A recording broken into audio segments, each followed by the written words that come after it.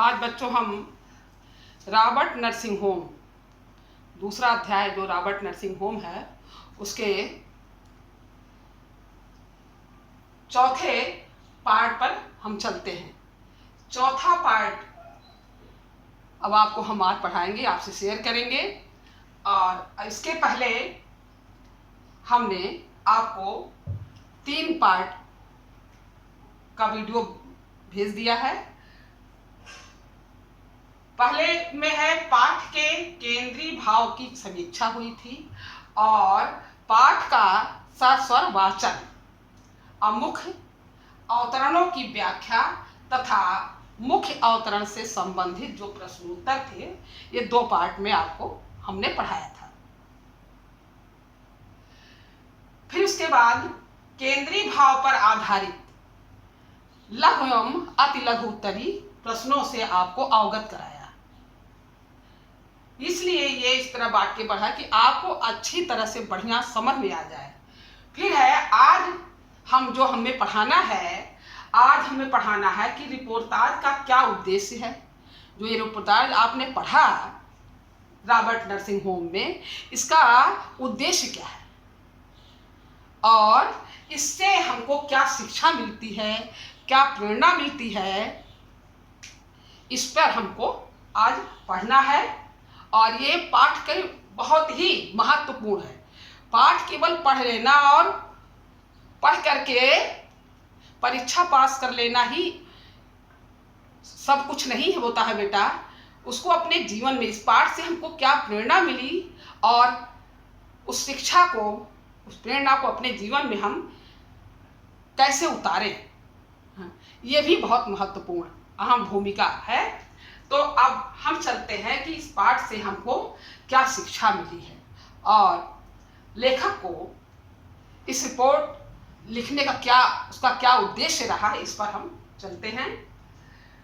पहला नंबर है, इस पाठ से हमको क्या शिक्षा मिलती है।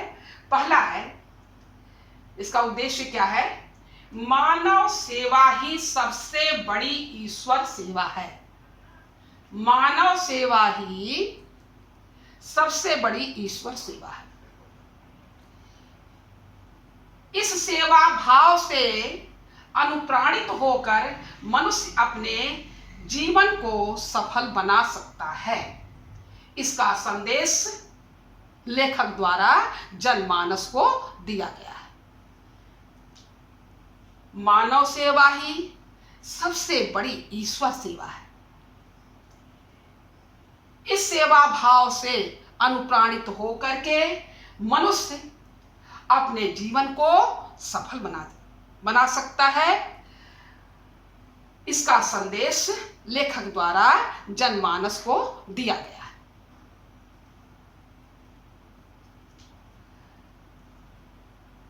दूसरा इसका उद्देश्य यह है,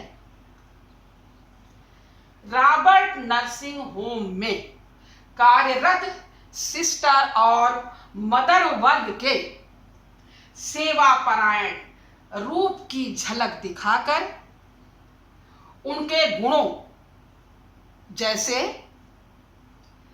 ममता, त्याग, समर्पण, व्यवहार कुशलता, सौम्यता, फुर्तीलापन, मुस्कानमय चेहरा,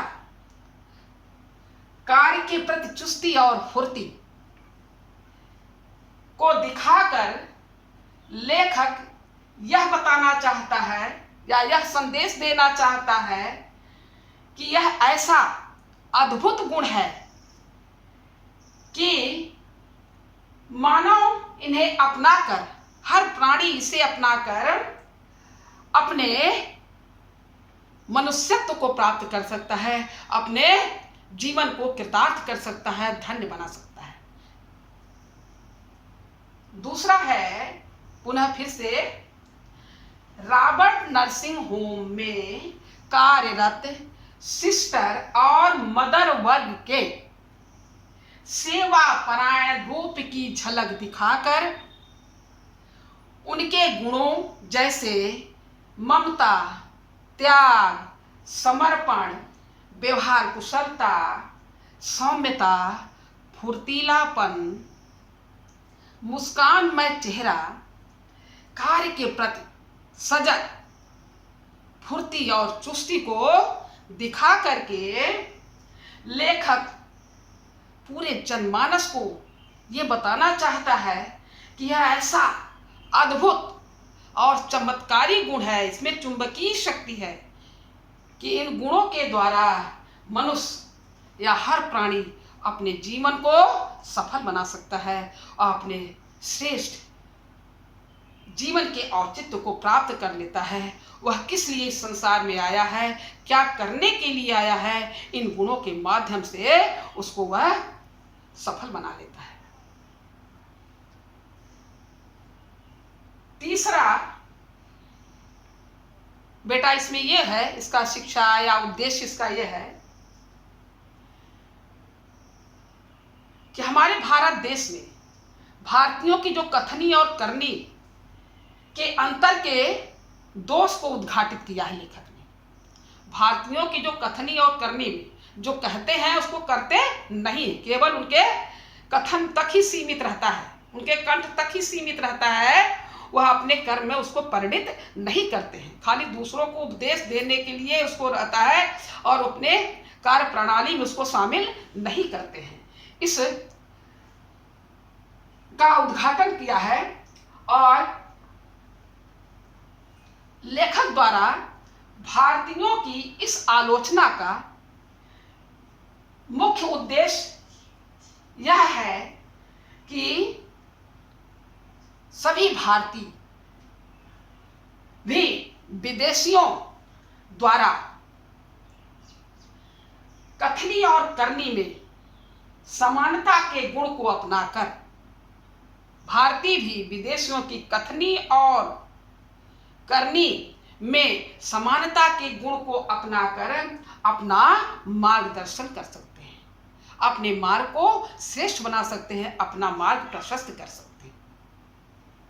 क्या बताया है कि भारतीयों की कथनी और करनी के अंतर के दोष को उद्घाटित किया है और लेखक द्वारा भारतीयों की इस आलोचना का कोई और कारण नहीं है बेटा, केवल इसका उद्देश्य यही है कि ये सब भारतीय भी विदेशियों द्वारा, अर्थात विदेशी कौन है, sister mother Teresa, crystal, mother Margaret, ये तो विदेशी ही थी ना।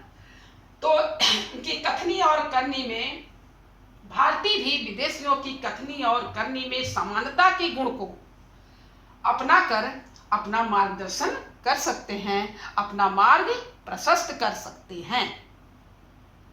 ये आपका तीसरा इसका उद्देश्य है और इससे हम शिक्षा भी ग्रहण कर रहे हैं और अपने जीवन में इस पाठ के द्वारा इनके गुणों को हमें बच्चों अपने जीवन में उतारिए। इससे समझिए कि हमको भी, हमारे हृदय में भी ऐसी ही भावना का उदय हो और अपने मार्ग को हम प्रशस्त करते रहें और आगे निरंतर आगे बढ़ते रहें। फिर है अंतिम जो इसका उद्देश्य है, यह है कि लेखक ने भारतीयों की धार्मिक पुस्तक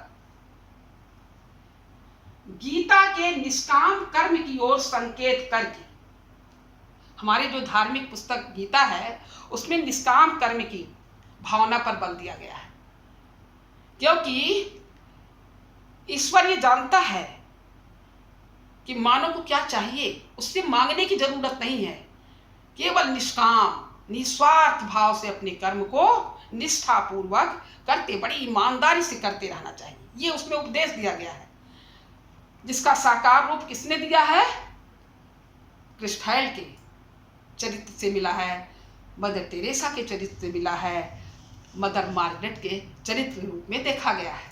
तो कहता है लेखक, चौथे का यह है उद्देश्य, लेखक ने भारतीयों की धार्मिक पुस्तक गीता के निष्काम कर्म की ओर संकेत करके मदर तथा सिस्टर वर्ग द्वारा उसे क्रियात्मक एवं व्यवहारिक साकार रूप प्रदान करने के माध्यम से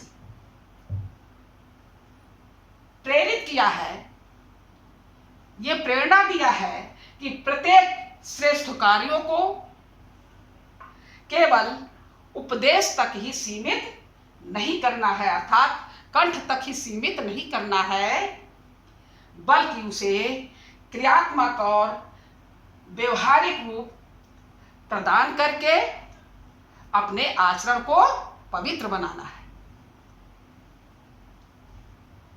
पुनः एक बार, लेखक ने भारतीयों की धार्मिक पुस्तक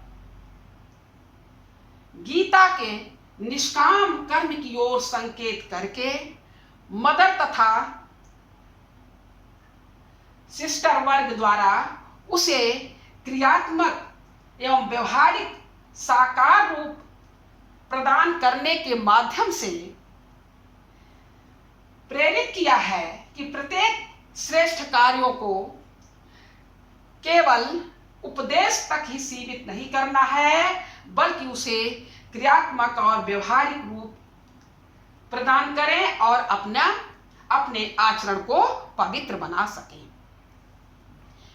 ये अंतिम इनका इस शिक्षा है। इससे हमको क्या शिक्षा मिलती है? मेन बहुत अहम कि पाठ पढ़ने का मतलब यही होता है कि इस पाठ से हमको क्या प्रेरणा मिली, क्या प्रेरणा मिली, इस पर हमको ये मुख्य है, यही मुख्य तथ्य है, यही इसी को अपने जीवन में हमको उतारना। अगर 10% भी इन बातों को अपने जीवन में उतार लेंगे तो हमारा जीवन बहुत ही श्रेष्ठ हो जाएगा और हम सम्मान के भाजक हो जाएंगे। अब आपका यही आज की वीडियो बस यहाँ तक ही है। फिर दूसरे वीडियो में अगला